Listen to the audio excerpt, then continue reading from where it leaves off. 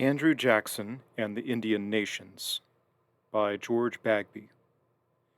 Jackson was regarded in his own day not just as a successful leader in arms and politics, but as one of the greatest heroic figures in American history. This impression was long lived, and the details of his life and the success of his presidency reveal the many reasons why it was believed. Yet, modern Americans are less susceptible to the story of Old Hickory the hero. During the fraught years of lawsuits, protests, and vandalism that eventually destroyed the monuments of New Orleans, the same activists spearheading the movement against Lee and Davis also called for the removal of the hero of New Orleans from his namesake Jackson Square. In this, they did not have their way, but modern Americans are familiar with the talking points. Americans of certain persuasions have the same problems with Jackson as they might have with Hollywood Hulk Hogan. Belligerent men with a masculine will to fight for honor disturbs them.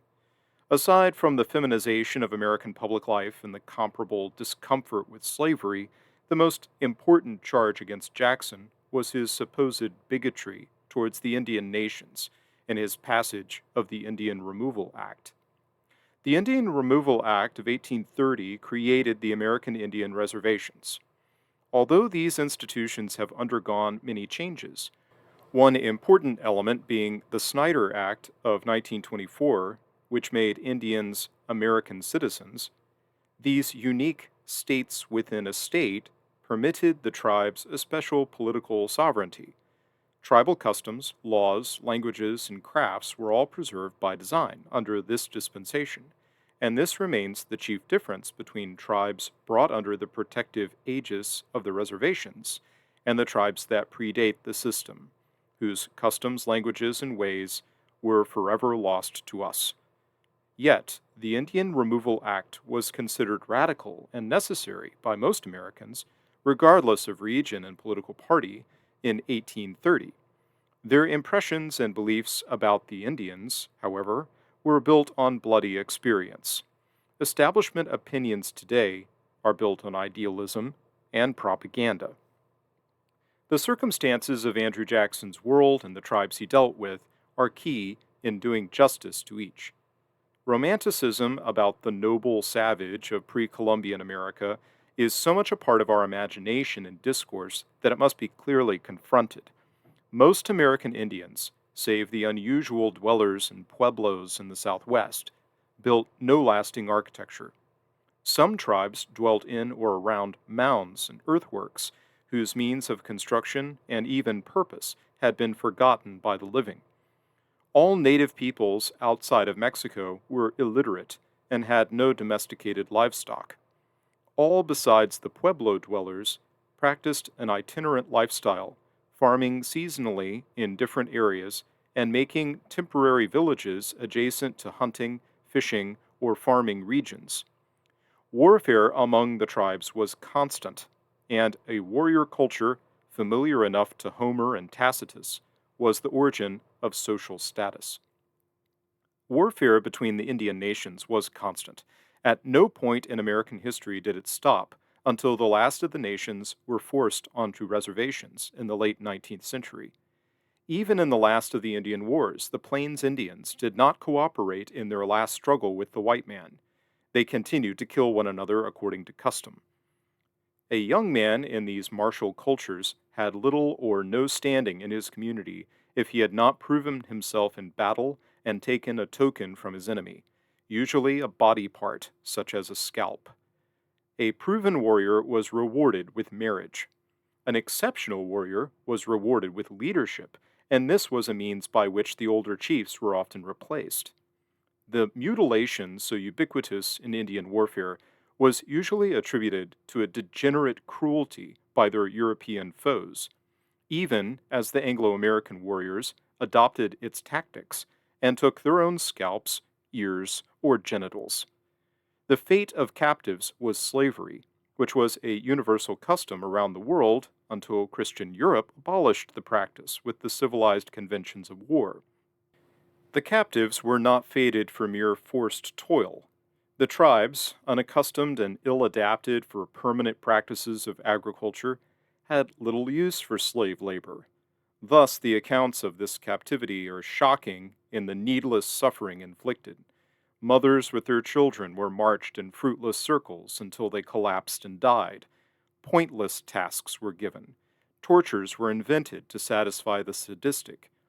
These tales are evidence, again, of a possible degeneration from a higher form of civilization, rather than evidence of a civilization organizing and rising from disorder into greater order.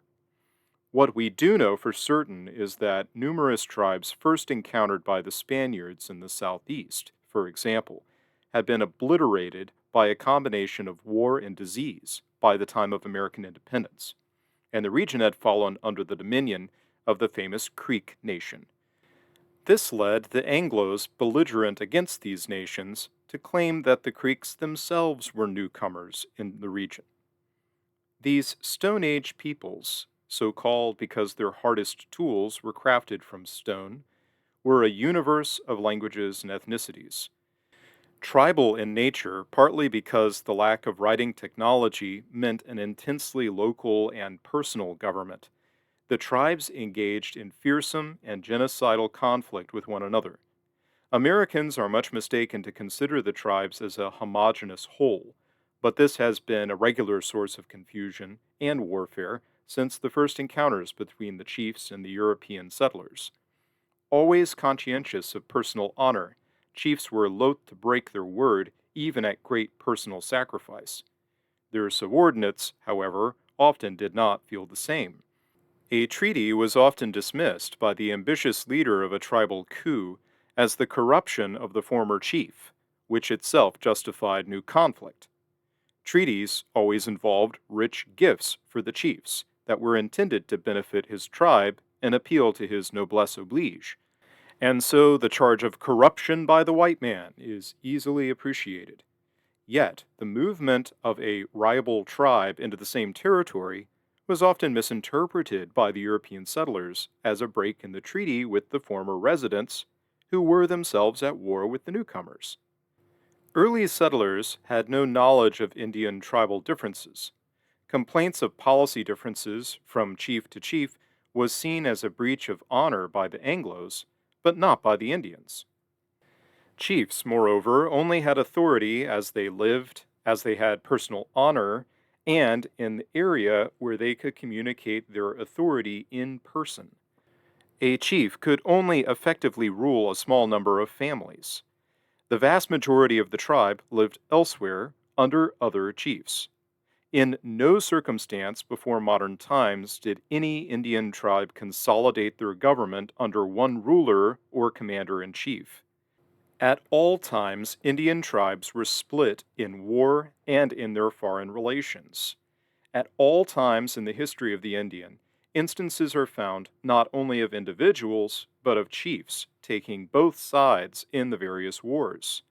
The War of 1812, as an example, found every chief of the Creek nation embracing neutrality, allying with the British against the Americans, or allying with the Americans against the British. Tribes did not have the technology of government to unify even in matters of collective survival, and this is due mostly to the lack of literacy and the operations of ambitious chieftains in preference to hereditary kings or other governments that could ensure continuity and unity of policy. The growing dependence and inevitable subservience of the tribes to the Europeans take little imagination to understand. Just as an alien race that could vaporize skyscrapers, teleport armies, or produce gold bars at seemingly no cost would dominate our globe, so the Europeans dominated the vast expanses of North America, only occasionally inhabited by hunter gatherers. Christian Europe is much concerned with humanitarian values, both then and now, and both the British authorities of North America and President Washington paid tribute to those values by attempts to regulate commerce with the tribes, settle western borders with the nations, and stop the rapid encroachment on Indian lands. The governmental apparatus, in both cases, was completely inadequate to enforce these laws, and the nations, who generations previous had spent most of their waking hours breaking corn kernels with mortars and pestles and fighting famine by foraging for roots, were now hopelessly indebted to American merchants.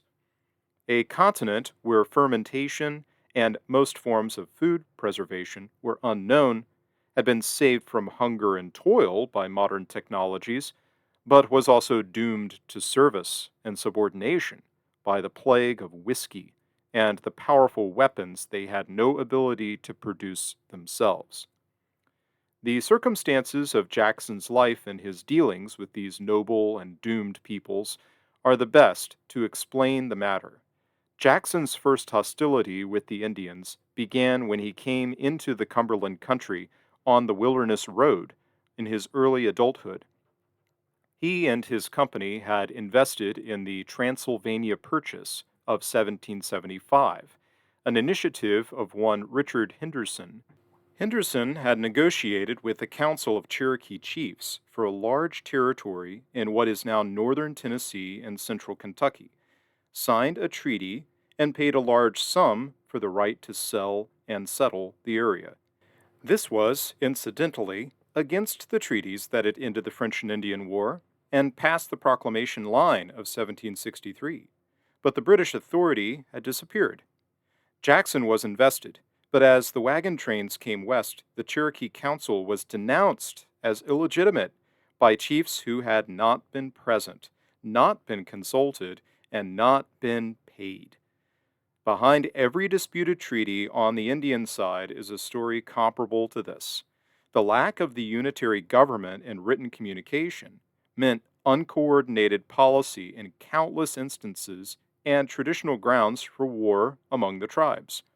The Anglo-Americans can be pardoned for sensing treachery, even if the opinion was unsophisticated. The results of the indiscriminate slaughter of white civilians, so beyond the pale of Christian civilization, persuaded all but the Quakers to fight. The journey of Rachel Donaldson, Jackson's future wife, through the hostile Cherokee country is a harrowing tale, complete with night ambuscades, bombardment of rafts from the shore, and the scalping and slaughtering of women and infants. The fact that any of these people forgave and developed constructive relations after these experiences is enough to name them moral giants. Jackson's military service began with the outbreak of massacres on the western frontier. The magnetic and enterprising Tecumseh, a chief of the Shawnee Nation of Indiana, was instrumental in the new friction between the Anglos and Indians. Tecumseh was deliberate in his desire to solve the problem of consistent policy among the Indians and the disunity of the tribes in the face of cultural collapse. He was emphatic in his call to reject virtually everything European in origin, from permanent architecture to English to Christianity to whiskey. Intermarriage and concubinage, common on the frontier heavily peopled with young Anglos, he forbade. His one exception was the necessity of firearms. His prophecy was that of inevitable and genocidal conflict between the Anglos and the Indians, and he proposed himself as a divinely inspired leader or monarch. He made mighty attempts at the restoration of handicrafts for the economic independence of his people.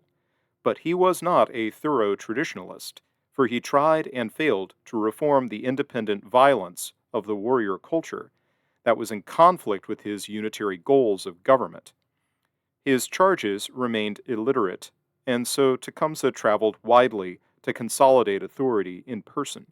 Yet he remained only a factional leader. He labored to stop the practice of taking trophies from bodies and the torture and murder of prisoners, but all in vain. Amid the new pseudo-religious movement that predicted the universal slaughter of the white man and the restoration of the continent to the Indians, avowed followers of Tecumseh slaughtered remote farmers. Tecumseh disavowed these actions, insisting that the tribes must only act collectively. Remarkably, Tecumseh also insisted that Indian customs permitted only a collective ownership of property, and so he boldly disavowed all previous treaties transferring property to the Anglos and all future treaties as well. The revolutionary character of this insistence was clear to all. Individual Indians and dissident chieftains continued to trade, both land and whiskey. William Henry Harrison, Jackson's counterpart in Indiana, was very clear in his sense of justice due to the nations, even when faced with the challenge of Tecumseh. As the territorial governor and general of Indiana, Harrison proclaimed, "Our system is to live in perpetual peace with the Indians, to cultivate an affectionate attachment for them by everything just and liberal which we can do for them within the bounds of reason, and by giving them effectual protection against wrongs from our own people." Harrison remains an excellent example of the enlightened and consistent policy of American authorities, notwithstanding their relative inability to enforce Indian policy in the vast and inaccessible West, where the frontier adventurer made his own justice out of existential necessity. The explicit goal of the U.S. government, stated many times from Washington's bureau onwards, in contrast to Tecumseh's policy, was given by Harrison, that the tribes be drawn to agriculture, to spinning and weaving. We see a divergence of visions for the future of the nations, but Harrison's concerns are still analogous to Tecumseh's. The abject and total dependence of the nations to Western industry had made them unable to compete or survive when in proximity to Anglo-American civilization. The urgency in the efforts to curtail all trade with the Indians, the means by which most land was surrendered or purchased, had been mandated on the frontier by federal law as early as 1800, but like most of these efforts in the territories, it was almost impossible to enforce. Indian agents, who held exclusive legal rights to these monopolies with the nations, had so many temptations to private profit that they were little obstacle for the process they were meant to arrest. A spate of grisly and alarming murders led to Harrison's mobilization of the Indiana Territory in 1811. In repeated meetings with Tecumseh, Harrison demanded the surrender of the renegades. Tecumseh disavowed the violence consistently. In this, we might compare the great leader and ideologue to Marx, who had only prophesied the inevitable and total warfare of the civilizations, but did not propose to begin the conflict. Tecumseh had his own V.I. Lenins on the border, their motives both resentment and starvation, cattle rustling and pillage for unobtainable metal tools and weapons being key results of these raids. Finally, on the frosty night of 1st November 1811, Harrison had encamped by Prophetstown in northern Indiana, where Tecumseh's half-brother, the Prophet, had built a religious cult center for the pan-Indian movement. In spite of strict orders to refrain from violence from the absent Tecumseh, who was on yet another diplomatic mission to unite the tribes, the Prophet mobilized his warriors to ambush Harrison. Harrison anticipated the attack, as the parley for the recent raids was unsuccessful. Assaulted at night to take the advantage of surprise, the Shawnee were repulsed by the watchful Harrison, and Prophetstown was burned. The Battle of Tippecanoe anticipated the broader War of 1812 and gave much energy to the war hawks in Congress, who pointed out the Shawnee had been well supplied with intelligence and weapons by the British. Thus, the famed war was begun with the vital insistence of the Western congressmen over the objections of the more settled East Coast. Jackson was then mobilized to the Mississippi Valley with the militia of Tennessee. He was delayed at Natchez, partly because of the objections of jealous authorities in Louisiana, and partly because of a rumored uprising of the Creeks in the region. Months passed, no uprising occurred, and Jackson returned to Nashville. Soon afterwards, William Weatherford, an impetuous half-breed Creek, launched the gory massacre of Fort Mims in South Alabama. Over 500 soldiers and civilians, many of them Creeks and half-breed children of the early settlers and their native wives, were slaughtered in the largest single massacre in American history. Weatherford had sealed the fates of the neutral and Anglo-friendly Creeks with his own. Jackson, dreadfully wounded by personal combat in Nashville, still managed to mobilize his militia and march to Alabama with his wounds still bleeding. Creek civilians were subject to death in Jackson's many attacks on villages in Alabama, regrettable by all standards of Western civilization, but also understandable in the context of the indiscriminate violence that had begun the war. After the assault on the Creek village of Tecumseh, Jackson found an infant Creek boy, for whose sake he appealed to his Creek prisoners. "His parents are both dead," was the answer. "Let the boy die too." The magnanimous Jackson adopted the boy and sent him back to his childless wife in Nashville. He sent two other orphans home in a similar manner, but both soon died. Only the boy from Tecumseh, named Lincoln, survived, and Jackson wrote home many times in his extensive travels to inquire about his son. He dreamed of sending his charge to West Point, and did send him to a Tennessee academy, analogous to a college, before he died of tuberculosis at the dawn of his manhood. He was duly buried at the cemetery at the Hermitage, a member of the family in life and death. Jackson was a born diplomat in spite of his famous belligerence towards the European kingdoms. He quickly allied with Choctaws, Chickasaws, and his old Cherokee foes against the Creeks, who were the traditional enemies of all three tribes. The allied tribes agreed to fight under Jackson's command and perform valuable service in reconnaissance, intelligence, logistics, and supplies of rations for his oft starving army. Jackson was reluctant to send his tribal allies into battle with the Creeks because of his concern for discipline and the explicit need to restrain unnecessary violence. He may have also considered the implications of Americans sponsoring the slaughter of Indians by other Indians. At Horseshoe Bend, his greatest victory, the Indian allies were stationed across the river from Tohopeka and intended only to prevent the escape of the Red Stick Creeks.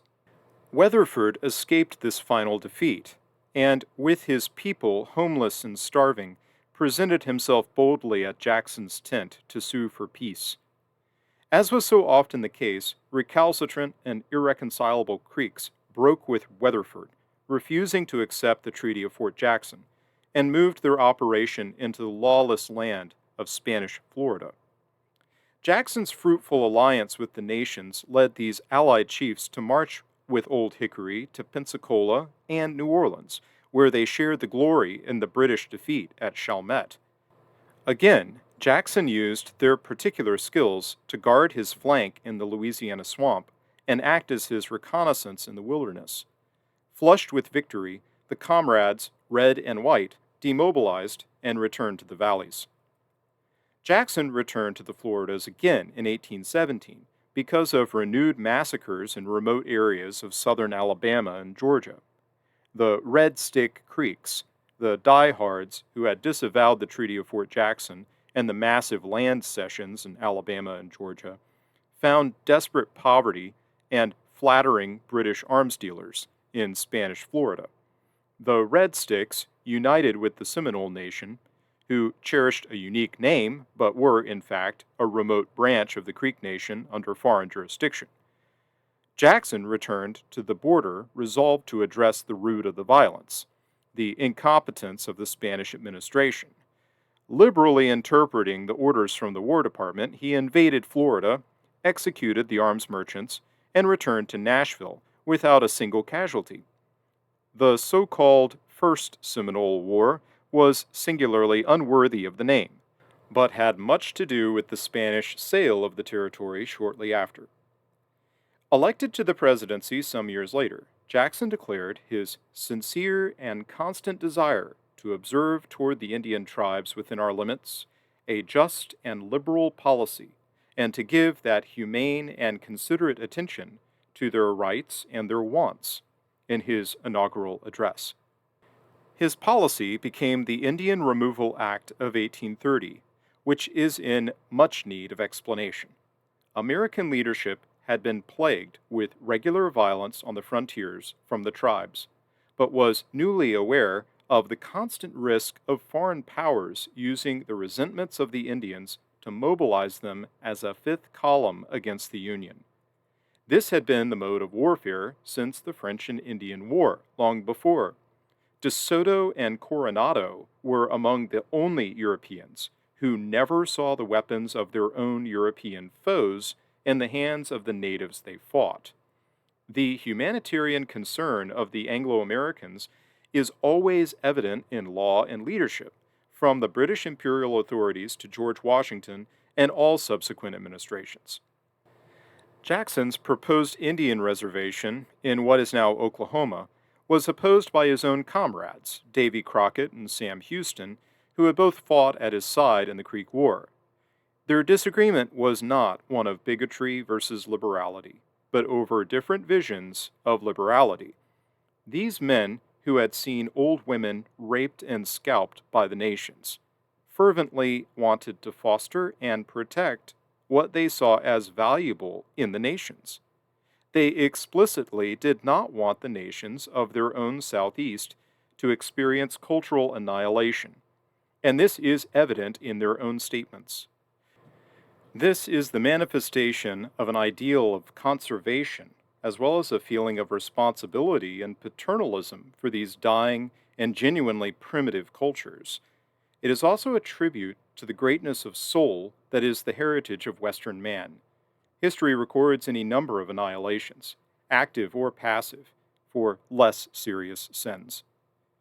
Jackson, in his first State of the Union address in 1829, delivers the common perspective and concern. It has long been the policy of government to introduce among them the arts of civilization in the hope of gradually reclaiming them from a wandering life. This policy has, however, been coupled with another wholly incompatible with its success. Professing a desire to civilize and settle them, we have at the same time lost no opportunity to purchase their lands and thrust them farther into the wilderness. By this means, they have not only been kept in a wandering state, but have been led to look upon us as unjust and indifferent to their fate.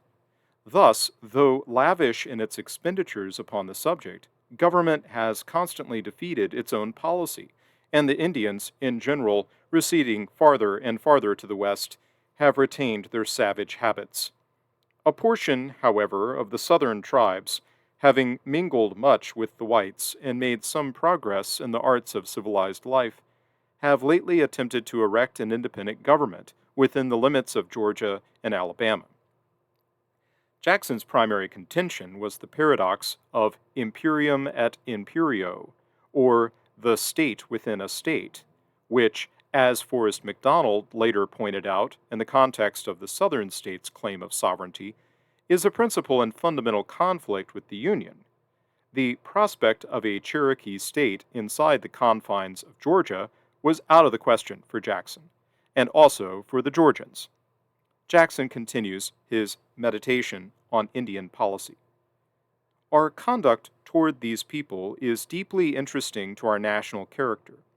Their present condition, contrasted with what they once were, makes a most powerful appeal to our sympathies. Our ancestors found them the uncontrolled possessors of these vast regions.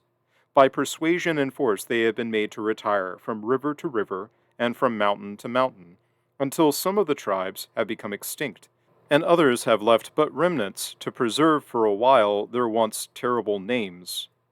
Surrounded by the whites with their arts of civilization, which by destroying the resources of the savage doom him to weakness and decay, the fate of the Mohegan, the Narragansett, and the Delaware is fast overtaking the Choctaw, the Cherokee, and the Creek. That this fate surely awaits them if they remain within the limits of the states does not admit of a doubt. Humanity and national honor demand that every effort should be made to avert so great a calamity. It is too late to inquire whether it was just in the United States to include them and their territory within the bounds of new states, whose limits they could control. That step cannot be retraced. A state cannot be dismembered by Congress or restricted in the exercise of her constitutional power. But the people of those states, and of every state, actuated by feelings of justice, and a regard for our national honor, submit to you the interesting question whether something cannot be done consistently with the rights of the states to preserve this much injured race. Jackson voices his concerns to Congress that the current decline of the nations and the perceived injustice done to them is grounds for radical and inventive policy. His proposed reservation is a commonwealth destined to perpetuate the race and to attest to the humanity and justice of this government. He voices concerns over the potential of force in the policy and stresses that the removal must be strictly voluntary. He also creates a vital compromise that Indians who wish to remain where they are must submit to the laws of the states where they reside. He anticipates their merger in culture and lifestyle with the white population. The practical supremacy of the law of the land is the most impressive aspect of Jackson's vision. A fractured America where each ethnic minority lives according to its own laws and customs, creating a checkerboard of authorities, may be our America, but it is essentially unreasonable and generates constant conflict and outrage. Jackson glimpsed this inevitability and forcefully forbade it. Yet, this uncompromising unity of Anglo-American authority and law, so essential to reason and the Union, was in conflict with his equally strong sentiments of conservation for the nations. Thus, his compromise: conservation on semi-autonomous reservations, where customs, language, and folkways could be perpetuated; experimental commonwealths with the subsidy and protection of the federal government. For those fostering the natural connection to their real property, grave sites, and the like, Jackson said they could remain under the laws of their states, but on no other terms. They could not maintain their tribal governments, councils, or system of criminal justice. The long and frustrating appeals to chieftains to surrender charges accused of felonies by American magistrates would end. The country would be unified under one system of criminal justice, without any special ethnic authorities. Jackson, in the midst of his campaign for the Indian Removal Act, completed a mission without precedent before or after. As the sitting president, he traveled to Franklin, Tennessee, to confer with chiefs from the Choctaw Nation, including his old comrades and subordinates from the Creek War. He remains the only president to attend such a council. There, he appealed to motives to preserve tribal culture, saying, "Before the white man kindled his fires too near to yours, you were a happy people. Now your great father asks if you are prepared to submit to the laws of Mississippi and make a surrender of your ancient laws. Brothers, listen. To these laws, where you are, you must submit. There is no alternative. Old men, lead your children to a land of promise. Preserve your people and nation." The Choctaws conferred and agreed to voluntary removal to the territory. Implicit in the scheme was that some Indians would resist removal and require force. The famous Trail of Tears deserves its own treatment, as it postdated Jackson's own term, and was also connected to the long and costly Second Seminole War. Mysteriously, the so-called Trail of Tears does not appear in any literature until a sudden mention in the 1920s, and an establishment narrative of canonical reasons to dislike Anglo-Americans is firmly established only in the 1960s. Nevertheless, the Army was first mobilized by Van Buren at the close of the Second Seminole War to remove the tribe from Florida. This first phase was the result of the longest and costliest Indian War in American history, and thus is not a fair example of the policy. Relevant and important enforcement came to the remaining Cherokee in the East, who had refused to submit to the laws of the states in which they resided and continued to appeal to tribal laws and customs when in disputes with the Anglos.